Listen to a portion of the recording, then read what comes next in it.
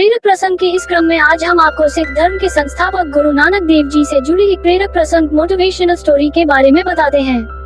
जग का कल्याण करने के लिए गुरु नानक देव जी अपने प्रिय शिष्य बाला और मर्दाना के साथ भ्रमण करते रहते थे। इस दौरान वे लोगों को उपदेश देते थे, साथ ही लोगों को बेहतर काम करने के लिए प्रेरित इंस्पायर्ड करते थे। ऐसा ही एक प्रेरक प्रसंग है ईमानदारी की रोटी, जिसके बारे में हम आपको बताते हैं। एक बार गुरु नानक देव जी और उनके शिष्य मर्दाना किसी गांव में गए। वहां रहने वाले एक गरीब किसान लालू ने उन लोगों को अपने घर भोजन के लिए आमंत्रित किया। गुरु नानक देव जी और उनके शिष्य मर्दाना जब उसके घर भोजन करने पहुंचे, तो उस किसान ने भोजन के दौरान अपने सामर्थ्य के अनुसार रोटी और साग परोसा।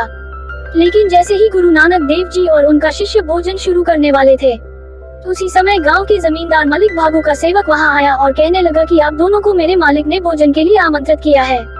वह चलने के लिए दोनों से बार बार मिन्नत करने लगा। ये देखकर गुरु नानक जी लालू की रोटी अपने साथ लेकर मर्दाना के साथ जमींदार के घर चले गए। गुरु नानक जी के पहुंचते ही जमींदार मलिक भागू ने उनका खूब आदर सत्कार किया और भोजन परोसने की शुरुआत की। भोजन के दौरान जमींदार ने दोनों के सामने कई तरह के पकवान परोसे, लेकिन दोनों ने भोजन करने की शुरुआत नहीं की। इस पर जमींदार ने गुरु नानक जी से पूछा कि आप मेरे निमंत्रण पर आने में इतना संकोच क्यों कर रहे थे और अब भोजन करने में संकोच कर रहे हैं। उस गरीब किसान की सूखी रोटी में ऐसा क्या स्वाद है जो मेरे पकवान में नहीं। जमींदार की ये बात सुनकर गुरु नानक देव जी पहले कुछ नहीं बोले। फिर उन्होंने एक हाथ में उस रोटी को उठाया जो वह किसान के घर से लाए थे और दूसरे हाथ में जमींदार की रोटी को उठाया।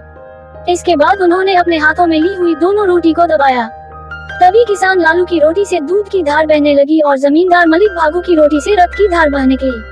इसको देखकर गुरु नानक देव जी बोले, लालू किसान के घर की सूखी रोटी में प्रेम और ईमानदारी मिली हुई है, लेकिन तुम्हारी रोटी में अप्रामाणिकता से कमाया हुआ धन और मासूम लोगों का रक्त मिला हुआ है। इस बात का प्रमाण सामने है।